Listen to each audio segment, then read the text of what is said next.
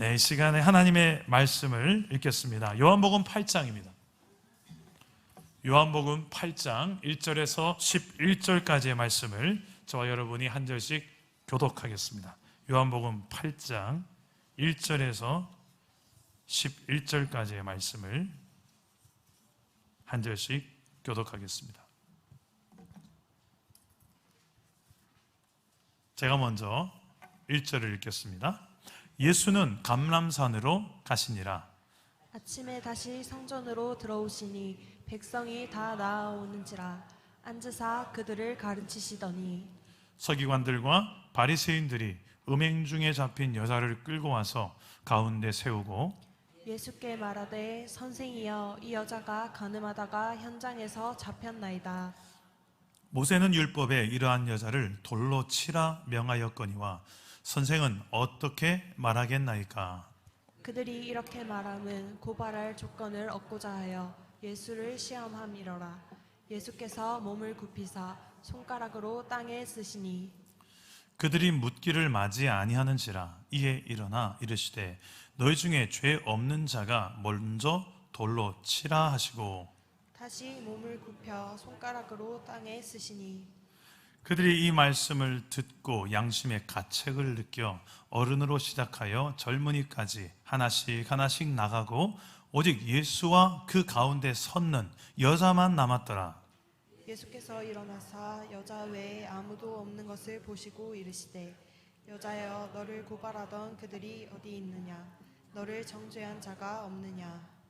함께 읽겠습니다. 대답하되 주여 없나이다. 예수께서 이르시되 나도 너를 정죄하지 아니하노니 가서 다시는 죄를 범하지 말라 하시니라.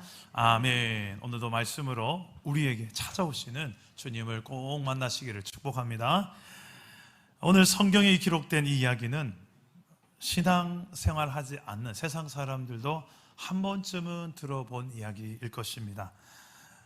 간음을 하다가 음행을 하다가 잡힌 한 여자가 있습니다. 그 여자를 끌고 성전에 데려와서 많은 사람들 한복판에 세워서 예수님 앞에 묻습니다.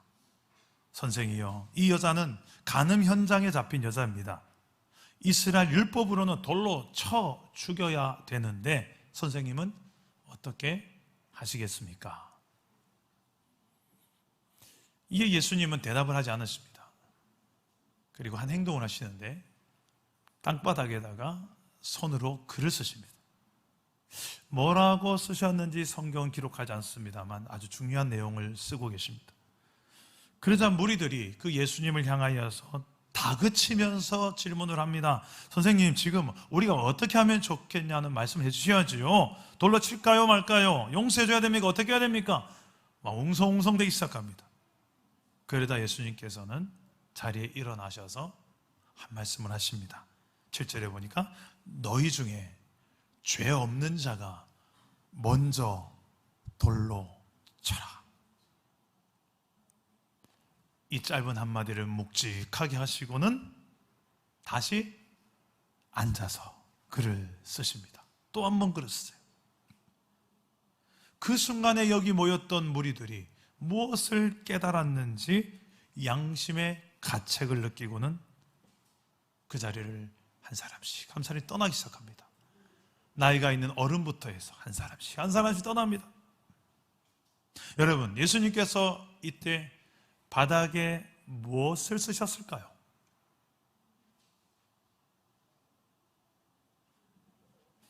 좀 상상력을 발휘해서 오늘 셀 모임 시간에 한번 여러분의 상상력을 한번 들어봤으면 좋겠습니다.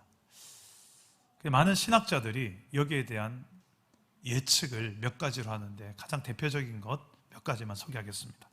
첫 번째는 좀 이상한 게 있죠. 음행을 했다면 여자만 잡혀올 것이 아니라 남자도 잡혀야 되는데 남자가 없죠. 그래서 예수님이 여기에 그 글을 썼다. 남자는 어디 있느냐. 신명기 22장 22절에 보면 이런 간음죄는 남녀 두 사람을 모두 다 돌멩이로 쳐 죽이게 되어 있습니다. 그래서 예수님이 그 글을 쓰셨을 것이다 라고 예상하는 분도 있습니다. 또 어떤 분은 이런 글을 썼을 것이 예상합니다. 짧게, 니는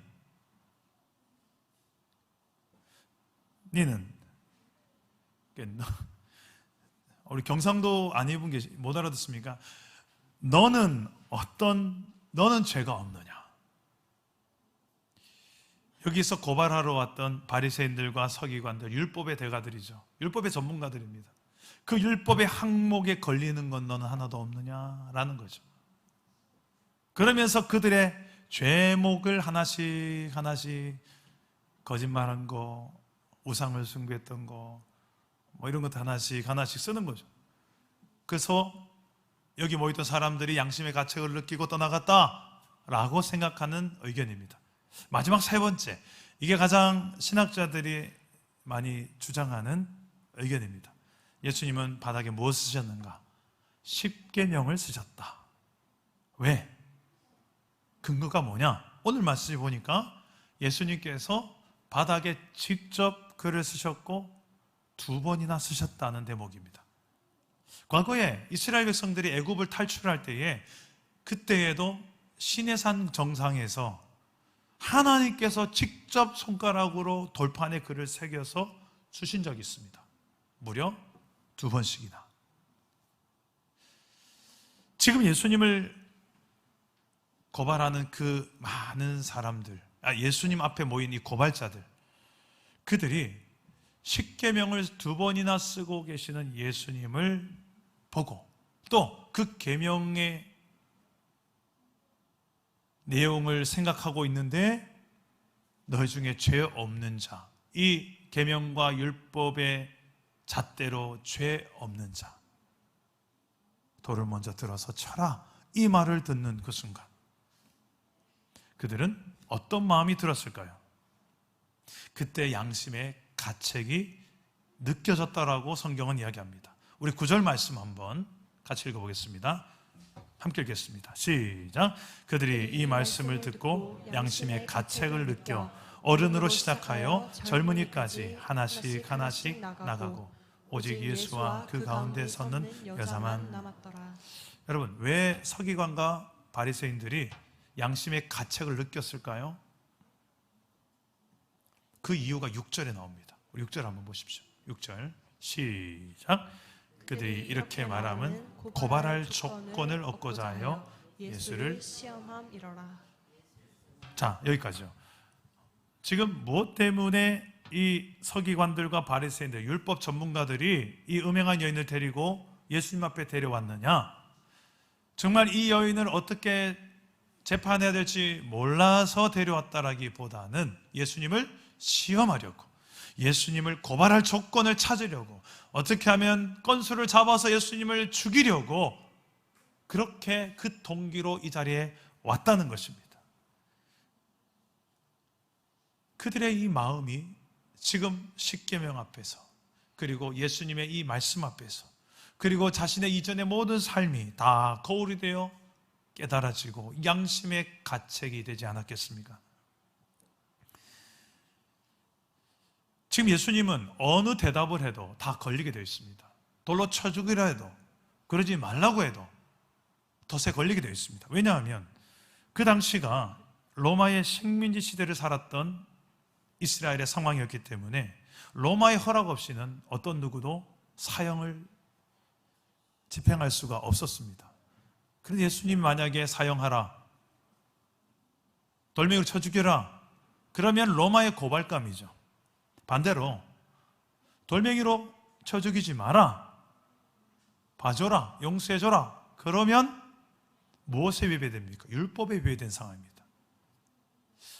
그러면 수많은 이스라엘 백성들이 예수님을 지지하지 않고 믿지 않고 따르지 않게 될 것을 기대했던 것입니다. 이런 어디로 피해도 피할 곳이 없을 것 같은 이 상황과 질문 속에서 예수님은 전혀 예상치 못한 답을 던지십니다. 뭐라고 답합니까? 7절에 너희 중에 죄 없는 자가 먼저 돌로 쳐라. 왜 이렇게 말씀하셨을까요? 두 가지 이유가 있습니다. 첫째는 그곳에 어느 누구도 율법의 기준에서, 계명의 기준에서 걸리는 게 없는, 죄 없는 사람이 아무도, 예수님 외에는 아무도 없었기 때문입니다. 왜 이렇게 또 말씀하셨는가? 두 번째 이유가 있습니다. 그것은 예수님은 이 음행한 여인을 용서하기를 원했기 때문입니다. 말씀을 보시면 그 이유를 알 것입니다. 우리 10절 말씀을 한번 읽어보겠습니다. 10절입니다. 시작. 예수께서 일어나사 여자 외에 아무도 없는 것을 보시고 이르시되 여자여 너를 고발하던 그들이 어디 있느냐 너를 정죄한 자가 없느냐. 자, 너희 중에 죄 없는 자가 먼저 일어나 돌로 쳐라니까 한 사람씩 자리를 떠나가기 시작합니다. 나이가 있는, 연세가 있는 분들부터 떠나가요. 좀 인생을 헛살지 않은 것 같아요. 내가 살아온 걸 보니까 내가 죄인이네. 이걸 깨닫기 시작한 어르신부터 한 사람씩 떠나가는 거예요. 젊은이에 이르기까지 다 떠나고 이제 예수님과 이 음행한 여인 두 사람만 남게 된 겁니다. 자, 너를 고발한 그들이 어디 있느냐? 너를 정죄한 자가 어디 있느냐? 묻습니다. 예수님은 이 여자를 고발하던 사람이 아무도 없음을 보시고 말씀하신 거예요. 율법에 따르면 증인이 2명 이상 있어야 이스라엘 사회에 있어서 사형을 집행할 수가 있었습니다. 그런데 지금 그 남은 사람은 예수님 외에는 없습니다. 주님은 이것을 확인시켜 주신 거예요. 여인은 대답합니다. 주여 없나이다. 그러자 예수님은 11절에 이렇게 말씀하십니다. 나도 너를 정죄하지 아니하노니 가서 다시는 죄를 범하지 마라. 예수님도 이 여인을 정죄하지 않으셨습니다. 고발하지 않았습니다. 가서 다시는 죄를 범하지 말라 하고 그 자리에서 놓아주십니다. 어떻게 보면 예수님은 죄가 없는 분이셨기 때문에 그 자리에 돌을 쳐서 찍어도 되죠. 아니, 예수님은 하나님이시니까 심판하셔도 되는 상황입니다. 그러나 예수님은 그러지 않으셨습니다. 여러분, 지금 예수님은 율법을 어기면서 여인을 놓아주는 것 같습니까? 아니면 율법을 지키면서 놓아주는 것 같습니까? 그렇죠. 율법을 지키면서 놓아주고 있어요. 증인이 2명 되지 않는 상황을 어떻게 보면 주님이 만드신 거예요. 근데요, 목사님, 그런다고 여자가 저지른 음행죄가 없어집니까? 목격자가 없다고 살인했던 그 죄 본질이 사라집니까? 죄 없는 것처럼 눈 가리고 아웅하는 식으로 죄 없는 것처럼 속이는 거 아닌가요? 예수님이 조금 성급하신 거 아닌가요? 그렇지 않습니다. 예수님은 그냥 이 여인의 죄를 없던 걸로 하자, 그냥 덮어주자, 이게 아니에요. 예수님은 장차 머지않아서 지금 이 여인이 저지른 음행죄를 대신해서 그 죄값을, 그 형벌을 당하십니다. 십자가에서. 주님은 본인이 죽으실 것을 알고 계셨어요. 이 여인의 죄까지도 포함해서 십자가에서 죽으심으로 예수님 거기서 정의를 실현하십니다. 죄에 대해서는 반드시 벌하셔야 된다는 하나님의 공의를 깨지 않습니다. 하나님은 그런 예수 그리스도를 통해서 하나님의 정의를, 하나님의 공의를 나타내셨습니다. 십자가에서 이 여인뿐만 아니라 오늘 2부 예배에 오신 저와 여러분들도 우리의 죄까지도 다 짊어지시고 죽어주셨습니다. 주님은 오늘 2부 예배에 나온 저와 여러분에게 이렇게 말하실 거예요. 나도 너를 정죄하지 않는다. 나도 너를 정죄하지 않는다.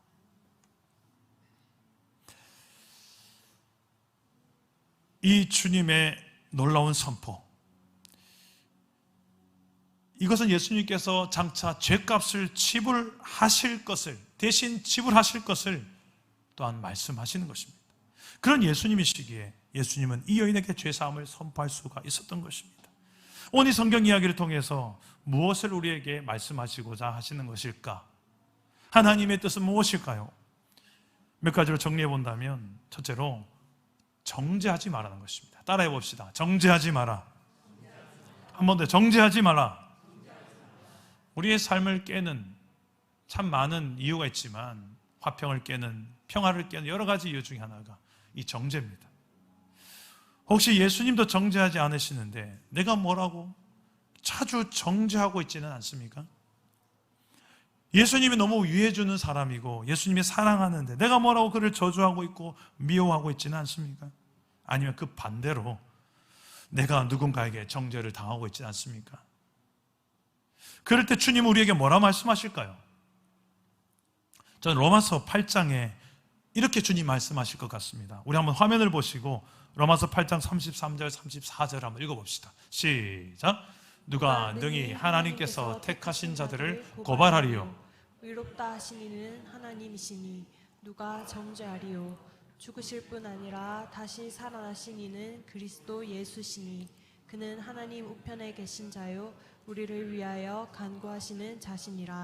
아멘. 참 얼마나 우리에게 힘이 됩니까? 누가 능히 고발하리요.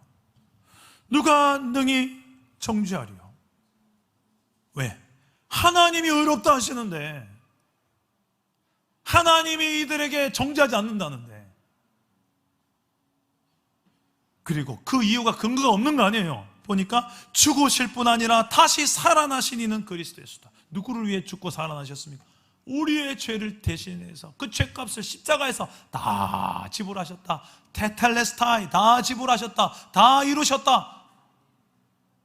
그러고 죽으신 예수님, 그분의 죽음이 헛된 것으로 여기시려면 여러분 정죄하십시오.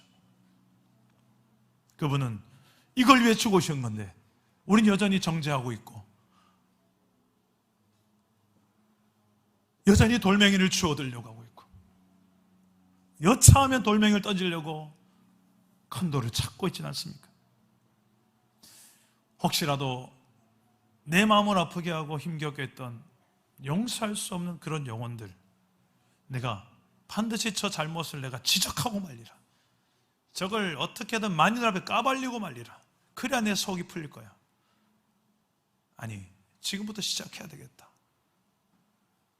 그 사람 없는 데서 어떻게 해서든 내 마음에 안 드는 이야기들을 그렇게 해야 되겠다. 그렇게 살아가는 그 삶에 어떻게 하나님 주시는 평강을 누리며 하나님 나라를 경험하며 살겠습니까? 여전히 죄가 지배하는 삶을 살고 있는 거예요. 정죄가 지배하는 삶을 살고 있는 거예요. 여러분 잘 보세요. 정죄하면요, 정죄 당합니다. 예수님 그 구절을 아세요. 왜냐하면 죄 없는 사람이 아무도 없으니까.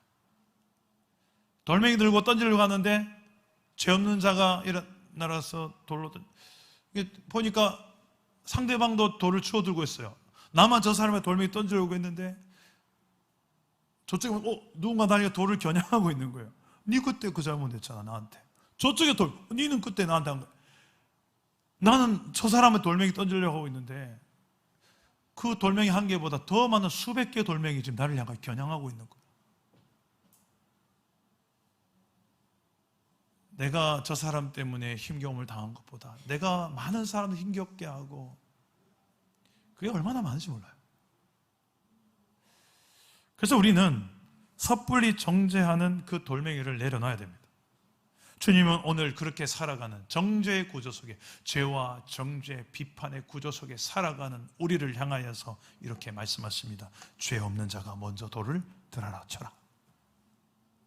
네 입술의 돌멩이, 그 날카로운 송곳 같은 그 입술에 베어서 다친 사람들이 얼마나 많은데, 근데 그게 다 네 가족이고 교회 동력자들이고, 제가 언제 틀린 말 했습니까? 여러분 바른말로 해서 그대로 반사해볼까요? 그대로 반사해서 틀리만 아닌 바른말로 그 사람이 반사해서 못 살아남을걸요? 안 해서 못하는 것이 아니라 못해서 안 하는 것이 안 해서 안 할 뿐이죠. 더 내가 던지려고 한 돌멩이보다 몇 배의 많은 돌멩이가 나에게 날아올 것입니다. 그 구조로 살다가는 어디에도 평안이 없습니다. 불안해, 초조하고 두렵고 경계하고 경계심하고 벽 쌓고 방어 기제로 늘 살아가고 또 공격 무기를 더 칼로 갈고 닦고 그러면서 세게 보여야 되고 이런 식으로 사는 그 삶에 무슨 놈의 하나님 나라가 경험되겠습니까? 늘 이렇게 사는데 이렇게 사는데 그게 무슨 누가 봐 저 사람 예수 믿는 사람 누가 거기에서 하나님 나라를 보겠습니까? 주님은 우리가 그렇게 살기 원치 않는 거예요. 그 손에 든 돌멩이를 내려놓아야 됩니다. 나도 정죄하지 않는데 네가 왜 정죄하냐? 너도 만만치 않은 주인인데 네가 뭔데 자꾸 더 정죄하려 하느냐? 나는 지금도 그를 위해 하나님 보좌 우편에서 기도하고 있는데 네가 왜 자꾸 판을 깨냐? 지금 이게 다른 곳의 이야기 아니라 우리 가정 이야기예요. 우리 교회 이야기고 우리 일상에서 일어나는 이야기를 제가 하고 있는 거예요. 그런 우리의 일상 속에 주님이 찾아오셔서 나도 너를 정죄하지 않는다. 나도 그를 정죄하지 않는다. 그래서 내가 십자가에 죽었다.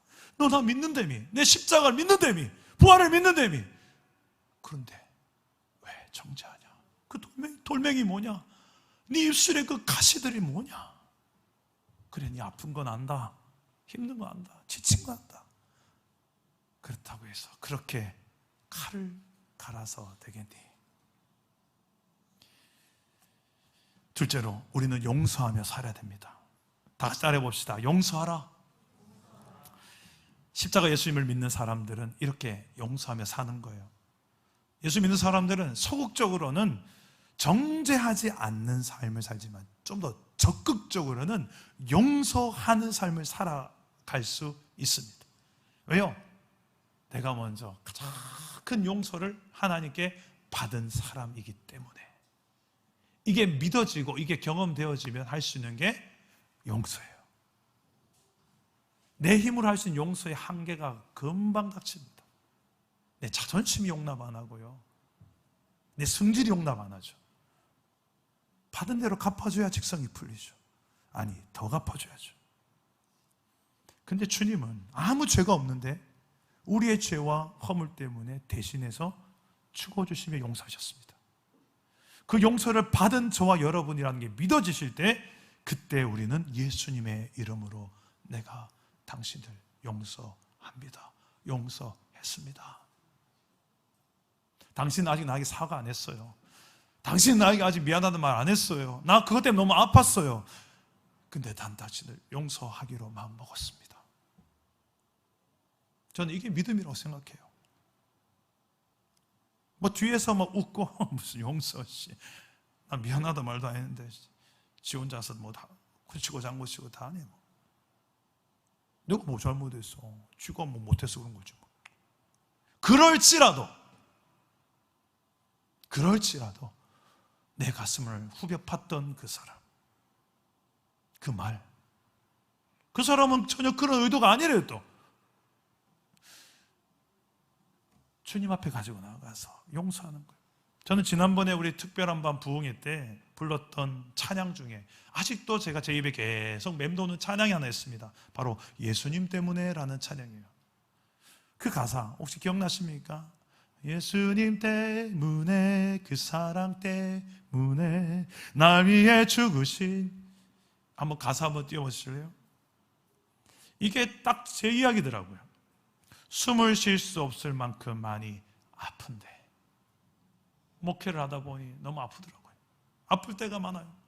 내가 노래할 수 있는 건 아파도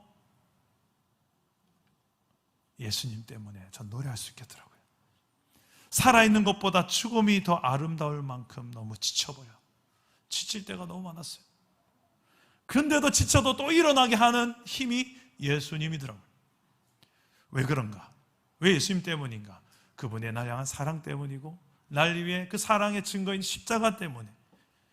왜 예수님 때문인가? 지금도 날 위한 기도 때문에. 로마서 8장에 나왔던 하나님 보좌 우편에서 날 위해 기도하고 계신다고 약속해 있잖아요. 그 기도가 있다는 게 믿어지니까 또 한 번 아파도 노래할 수 있고 지쳐도 일어날 수 있게 하는 힘, 예수님 때문인 줄 믿으시길 바랍니다. 아프고 지치지만 예수님 때문에 이 길 갑니다. 특히 예수님의 그 용서 때문에 내가 여기까지 있죠. 만약 예수님의 용서와 용납이 없다면 내가 여기서 목회를 어떻게 하고 있지? 기적입니다. 그만한 용서를 받은 이근준인데 요만한 건 네가 용서 못 해주냐? 이거 못 받아주냐? 좀 못 기다려주냐? 좀 못 들어주냐? 좀 손해볼 수 없냐? 주님은 저에게 찾아오셔서 그 사람을 용서하라 말하기보다는 나를 향한 하나님의 용서를 보여주셨어요. 나를 향한 하나님의 기다려주심을 보이셨고 나를 향한 하나님의 참아주심을 보이셨어요. 그 대표가 바로 십자가였습니다. 그 십자가에 다시 예수님을 묵상하면 묵상할수록, 그리고 날 위해 지금도 기도하고 계신 예수님을 묵상하면 묵상할수록 아파도 노래할 수 있고 지쳐도 일어설 수 있는 힘이 되었는 줄 믿으시기를 바랍니다. 지금도 우리를 위해서 그렇게 함께 하신 예수님 때문에 여러분도 용서할 수 있었으면 좋겠어요. 용납할 수 있었으면 좋겠어요. 여러분의 가족 중에, 직장의 동료 중에, 교회의 동역자 중에.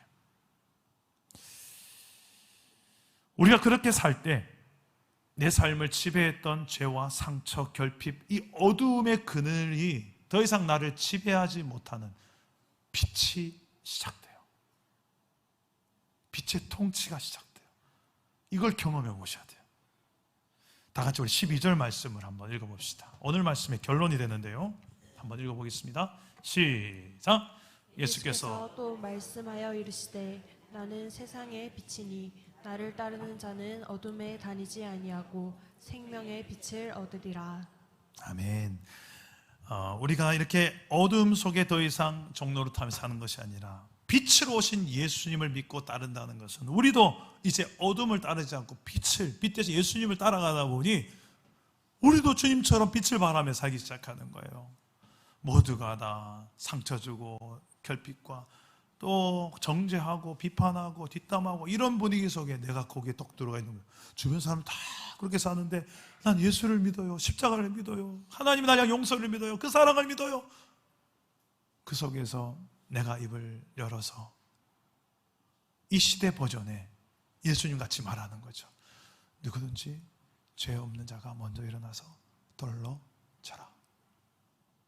나도 정죄하지 않는데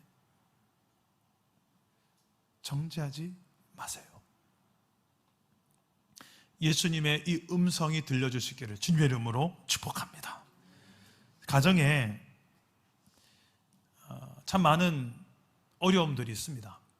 지금 5월의 가정의 달인데 특히 부부관계 위기 가운데 있는 가정들이 세상에 참 많습니다. 이 중산지구 겉으로 봤을 때는 경산에서 좀 살기 좋은 동네라고 소문이 났지만 겉은 멀쩡한데 제가 지역 주민들 좀 이렇게 만나고 해보니까 가정의 아픔들이 많아요. 그래서 이 가정을 좀 이해해야 됩니다. 저는 이번 주중에 한 가정에 이혼에 대한 이혼 스토리 글이 올라온 글을 SNS 봤는데요. 맞벌이 할 때는 남편이 그러지 않았대요. 근데 이제 자녀를 낳고 아내는 육아와 가정일을 하게 되다 보니까 너무 지치는 거죠. 그 남자가 집안일을 이젠 안 도와주더래요. 맞벌이 할 때 좀 도와주더니. 그래서 좀 도와달라고 이야기했는데 남편이 하는 반응이 집 안의 일은 아내의 일, 집 밖의 일은 나의 일. 그건 당신이 해야 될 일이지 왜 나보고 그러냐고. 그게 얼마나 서운했는지. 그것도 서운했어 라고 말하니까 그건 서운해하면 안 되지 라고 해요. 그걸 왜 서운해하냐고. 그래서 이 여자는 서운한 걸 서운하다고 말하는 그것도 못 받아주냐고. 그것만 좀 받아줘 난 풀린 사람인데 아니라고. 그건 당신 서운해하는 자체가 잘못된 거라고. 생각을 고쳐먹으라고. 이게 이제 발단이 돼서 이제 시리즈 2, 3, 4 결국 이혼에까지 이르렀다는 이야기예요. 사실 우리 가정에서 일어나는 일반적인 이야기들이 아닙니까? 그냥 조금만 이해해주고 조금만 받아주고 그런 어떤 뭐 원리 원칙을 내세우기보다 상대방의 마음 조금만 읽어주고 공감만 해줘도 해결될 문제가 얼마나 많은데, 그거 못 들어주고 그거 못 기다려줘서 싸움이 대형 화재가 되는 경우가 얼마나 많습니까? 자녀 양육도 그래요. 아이들이 내 뜻대로 안 할 때 충분히 이 정도는 공부를 해야 이 정도 결과 나올 텐데 안 해요. 애들이 공부를. 속상하죠. 속이 뒤집어집니다. 막. 저희 집안이 우리 아들이 지금 이제 공부를 해야 되는데 공부를 안 하는 건 아니지만 보니까 1학년 때 영 점수가 아니었거든. 이제 2학년 때 좀 만회를 해야 되는데, 우리 아이들이 이제 시험 기간 되면 부모가 같이 시험 공부를 합니다. 당신은 이제 수학 맡아요. 내가 역사 맡을 테니까. 제가 이번에 또 국어를 맡았거든요. 국어를 맡고 그 과목을 한 과목 맡고 밤에 한 밤 12시까지도 애들 붙잡고 같이 공부하고 풀고, 그렇게 날리고 지겨도 우리가 원하는, 부모가 원하는 점수는 잘 안 나오더라고요. 그게 평소에 해야 되는데. 그런데 이런 가정 속에 아들의 마음 아들대로 너무 힘들어하는 거예요. 조금만 아들의 마음을 좀 만져주고 힘들지 하고 이런 걸 말을 해줘야 되는데 입이 그 말이 안 나오는 거예요. 그러니까 아들은 또 잔소리 시작했다. 아빠, 엄마. 그래서 자녀와의 관계도 계속해서 내 입장만 생각하다 보니까 상대방에게 정말 이 말을 좀 이렇게 해야 되는데 저렇게 해야 되는데 이게 잘 안 되더라고요. 교회는 어떻습니까? 교회도 예배만 드리는 교회 공동체가 아니죠. 한 몸을 이루어 함께 가는, 지어져 가는 곳이 교회입니다. 문제는 같이 하다 보니까 서로의 다름과 미성숙함, 상처, 결핍들이 충분히 이해되지 못한 가운데서 같이 셀 모임도 해야 되고 봉사도 하고 하다 보니까, 전도도 하다 보니까 충돌이 생길 수 있고 오해가 생길 수도 있고 상처가 생길 수 있겠죠. 그럴 때 우리는 이런 말씀이 생각이 나야 돼요. 내 기준과 내 잣대로 제시하다 보면요, 이 기준 안에 맞는 사람보다 안 맞는 사람이 훨씬 많습니다. 그러다 보니 자꾸만 입에서 부정적이고 비판적이고 정죄적이고 이런 언어가 뒤에서 아니면 직접 면전에다가 얼마나 많이 나가는지 몰라요. 우리 한번 저를 한번 따라해 보겠습니다. 그럴 때 이런 표현들을 좀 해야 돼요. 연습을 하겠습니다. 저를 좀 불쌍히 여겨주세요. 여러분, 딴 사람 이야기 한다 생각하지 말고 여러분 내 언어로 해야 돼요. 한 번 더. 저를 좀 불쌍히 여겨주세요. 그렇죠. 이 언어를 좀 많이 쓰셔야 돼요. 우리가 뭔가 서로에게 잘못했을 때 저를 좀 불쌍히 여겨주세요. 제가 아직 좀 덜 지어져서 그렇습니다. 지어져 가는 중입니다. 조금만 더 기다려주시면 좀 더 나은 모습으로 되지 않겠습니까?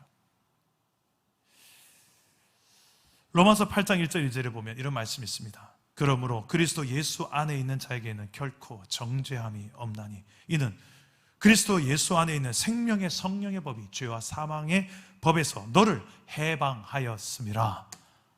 예수님은 이걸 위해서 십자가에 죽어주셨습니다. 우리가 정말 예수님을 믿는다면 우리의 삶에서 없어져야 될 언어가 정죄의 언어입니다. 나도 너희를 정죄하지 않는다. 너를 정죄하지 않고 네가 정죄하는 그 영혼을 나도 정죄하지 않는다. 그것을 전해줘라. 그게 복음이죠. 그게 십자가죠. 죄책감으로 시달리며 두려움에 떨고 오늘이나 내일이나 벌 받을까 두려우며 벌벌 떨면서 팔공산에 가서 빌고 어디 가서 빌고 벌 안 받고 복 받으려고 이렇게 빌고 다니는, 그래도 내 안의 죄 문제 해결됩니까? 세상에서 죄 없이 죄 해결할 수 있는 종교는 기독교에 예수님 외에는 아무 데도 길이 없습니다. 그래서 진리라고 하는 거예요. 진리는 하나밖에 없어요. 죄를, 우리의 죄 문제 해결할 수 있는 유일한 길 바로 예수님. 그분이 말합니다. 십자가에서 나도 너를 정죄하지 않는다. 내가 너의 죄를 지고 대신 십자가에서 다 지불했다. 죄값을 믿어라. 믿는 자에게 주어지는 진정한 해방, 자유를 여러분만 누리는 것이 아니라 여러분의 입술로 가정에게, 자녀에게 내 기준에 맞지 않고 내 성과에 맞지 않는 그 상황이 온다 할지라도 섣불리 정죄하고 판단하고 비판하고 그게 아니라 하나님의 언어로, 하늘의 언어로, 먼저 나 자신에게. 많은 분들이 자신을 정죄해요. 자신을, 스스로가 자신에게. 내가 나를 용납 못하는 거예요. 예수의 이름으로 자신도 용서할 수 있기를 축복합니다. 예수의 이름으로 우리 가정을 용서하고요, 이웃들도 용서하고 용납할 때 그곳에 빛의 역사가 시작돼요. 어둠이 사라져요. 정죄 언어가 사라지고. 오늘 말씀 생각하며 이 한 주 살아갈 때 범죄한 여인을 향한 예수님의 이 말씀이 기억날 수 있기를 바랍니다. 나도 너를 정죄하지 않는다. 정죄하지 마라. 불쌍히 여기고 용서하라. 다시 사랑하라. 다시는 너와 네 가정을 무너뜨리는 그 죄를, 그 언어를 사용하지 마라. 다시 어둠에 다니지 말고 빛의 언어를 사용하고 빛의 행실을 살아라. 예수님 때문에 그렇게 해볼게요. 예수님 때문에 그런 말 써볼게요. 내 생각을 그렇게 바꿔볼게요. 작은 것 하나라도 이 한 주간 순종하고 지켜 행하는 그곳에 하나님의 통치가, 빛의 통치가 경험되는, 하나님 나라를 누리며 경험하게 되는 복된 역사가 일어나게 되기를 주 예수 이름으로 축복합니다. 우리 다 같이 자리 한번 일어납시다. 일어나서 믿음을 가지고 한번 찬양하고 기도하겠습니다. 주의 보좌로 나아갈 때에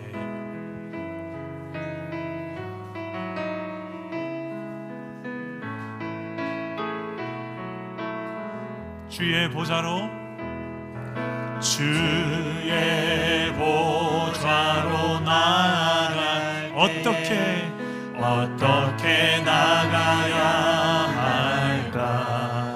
나를 구원한 주님, 나를 구원한 주의 십자가, 그것을 믿으며 가네. 다시 한번 주의 보좌로 나아갈 때, 주의 보좌로 나아갈 때 나 여전히 부족하나.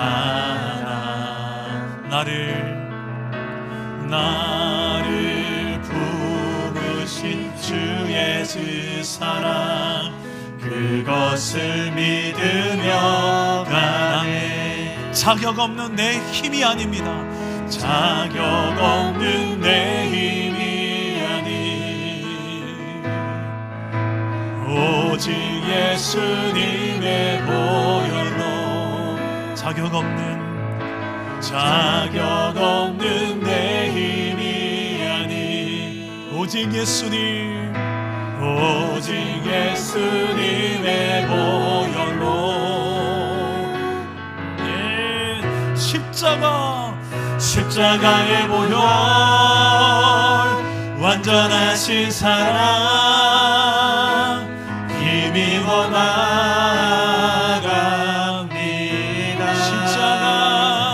십자가의 보혈,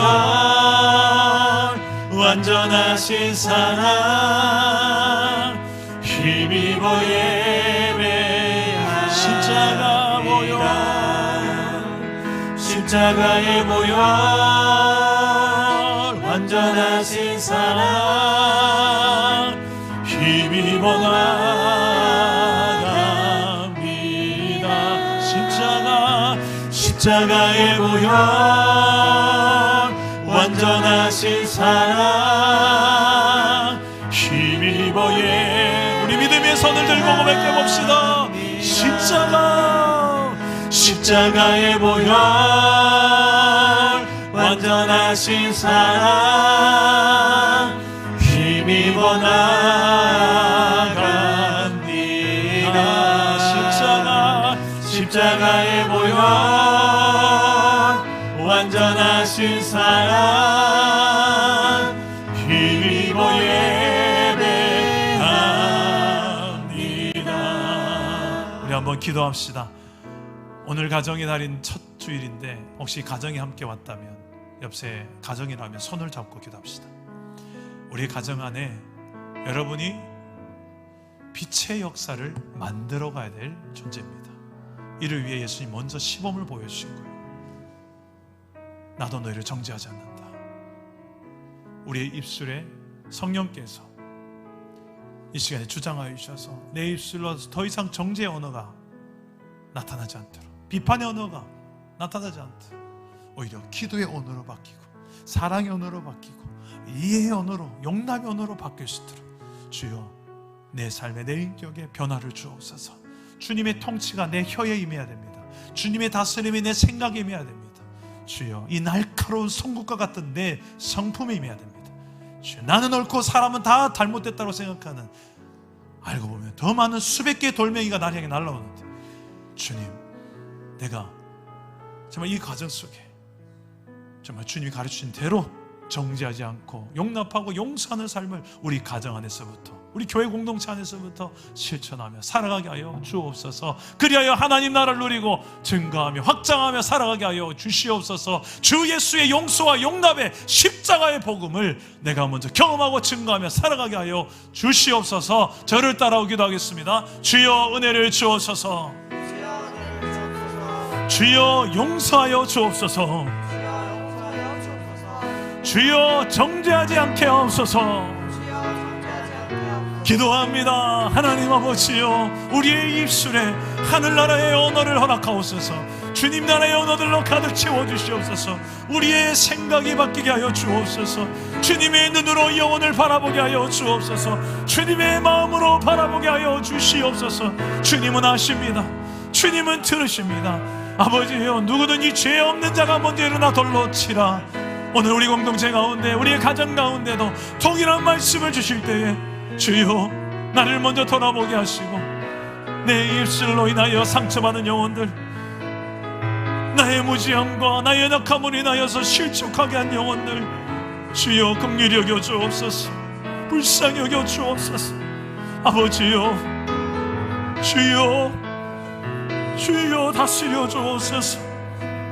사랑의 언어들을 배워가게 하소서. 성숙의 언어들을 배워가게 하소서. 하나님의 나라의 언어들을 배워가게 하여 주옵소서. 하나님의 기록된 이 말씀 속에 담겨진 이 하나님 나라의 원리가 내 삶이 되고 우리의 언어의 습관이 되고 우리의 성품이 되게 하여 주옵소서.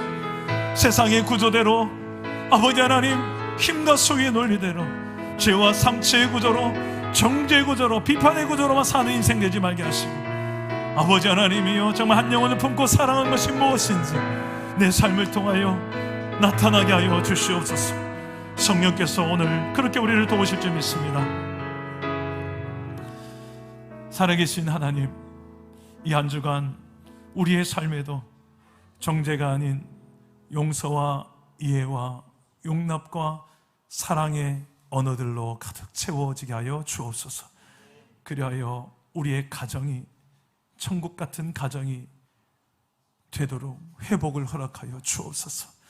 성령께서 먼저 내 입술과 내 성품을, 내 분노를 다스려 주시옵소서. 내 기준에 맞지 아니하면 목소리가 높아지는 이 미숙한 나를 불쌍히 여겨 주시옵소서.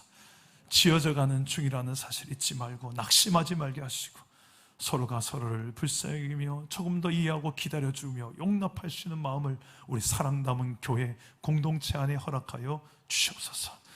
가정의 달에 한 가지라도 내가 실천하여 성경에 기록되어진 하나님 나라의 원리대로 말하고 행동하고 그리에게 지켜 행할 때 우리 가정에 하나님 나라가, 우리 일터에 하나님 나라가, 우리 교회 공동체에 하나님 나라가 임하고 경험되게 하여 주시옵소서. 그런 놀라운 한 주가 되기를 소망하옵고 예수님의 이름으로 기도합니다. 아멘.